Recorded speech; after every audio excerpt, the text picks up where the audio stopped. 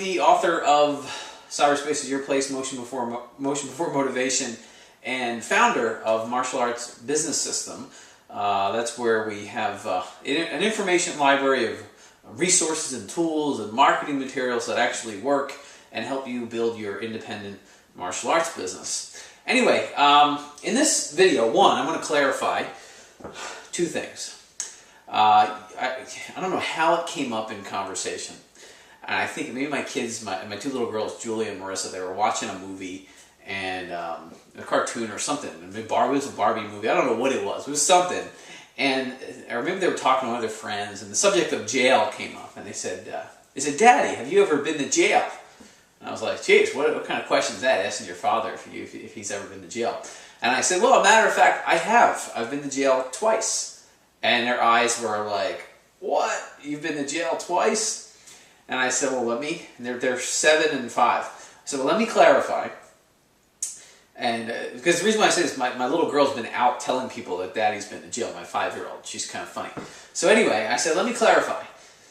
Once I was about 12, hadn't started training in martial arts yet, which is why I was probably a bad kid. It wasn't that bad, but while I was doing something I wasn't supposed to be doing. So I was about 12 years old. Myself and probably 3 or 4 of my friends, we snuck into a school after hours. Like, what idiots were we to go into this big public school after it was closed? You know, after we were out of school, and I think they were doing voting there that night. It was an election day. So we snuck in, and we went upstairs, we set off all the alarms. So the police came, and they took us to jail for trespassing, and our parents had to come and get us out of the little juvenile cell that they had us in. So, I said it was only for a couple hours, and Daddy was doing something he wasn't supposed to be doing. So the police took my friends and I to jail for a few hours. So that's one thing. I was about 12. I started martial arts the following year, which was a good thing. Then I was about 19. It was funny. I was about a year into owning my school. I had just bought this cream-colored Nissan Maxima. You remember the old style? This is about going 12, 13 years ago. You remember the old style Nissan Maximas? I really like those. And so this cream-colored Nissan Maxima, it wasn't brand new. It was a used car. And so I was out one night, doing what 19-year-old single males do, just hanging out, cruising with my buddies. And there was, other males in a similar vehicle that were up to no good. So long story short, we were profiled, and it was basically a case of mistaken identity, and was out pretty quickly. All right, so anyway, I think at that point the Philly police were just messing with us. So those are my 2 jail stories. So that's to clarify that there's no criminal record or anything like that. But if you hear it from my little girl, Marissa, that's what it is. Anyway, let's clarify something else that is criminal. All right, I wasn't a criminal, but there's something else that's criminal. And I was talking to this woman, Jones's school, earlier this week, and rang in my mind that this is really criminal, because she was misunderstanding this term, SMO. So what is SMO?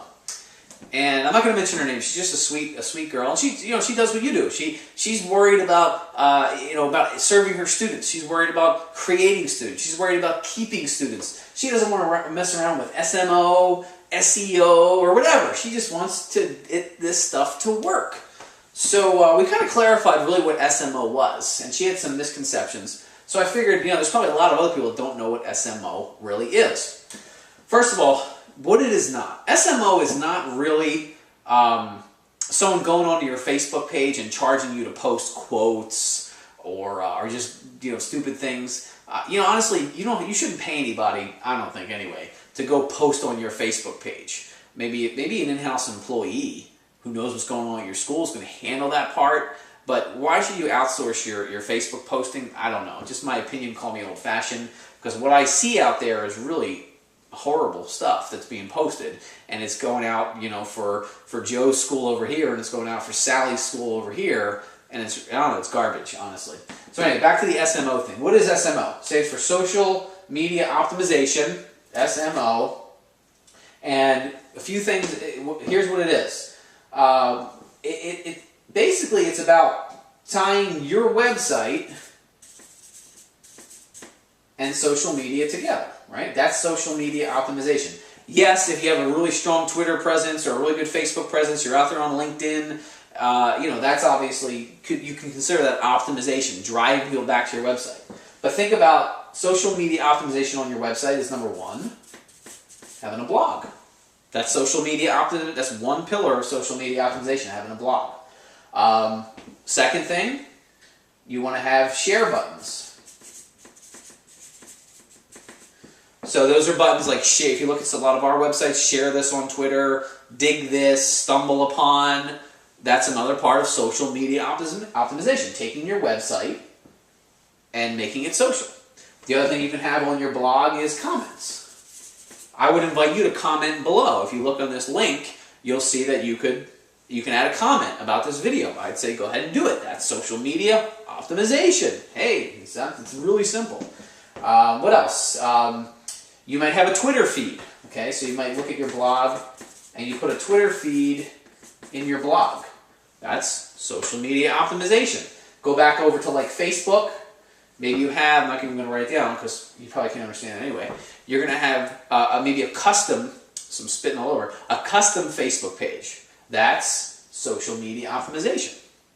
So really, social media optimization is saying, all right, we have all these social media sites, LinkedIn and Twitter and Facebook and YouTube, everything where there's sharing going on, there's interaction going on. Well, we're going to be part of that. So yes, we're going to do YouTube videos. We're going to have a Facebook account. Yeah, maybe we'll send some tweets out. We'll link all those together. So we're going to be part of that. We're going to optimize that presence. And then we're going to look at our website and say, how are we going to optimize our website to make it more social media friendly? So it is social media optimized. And we're going to add a blog. We're going to add the Facebook like button. We're going to add, tweet this and share this and all that kind of stuff. It's really that simple. All right, so hopefully that clarifies what social media optimization is, so you're not being taken advantage of by anybody else who's saying social media optimization is something that it's not. All right, talk to you soon.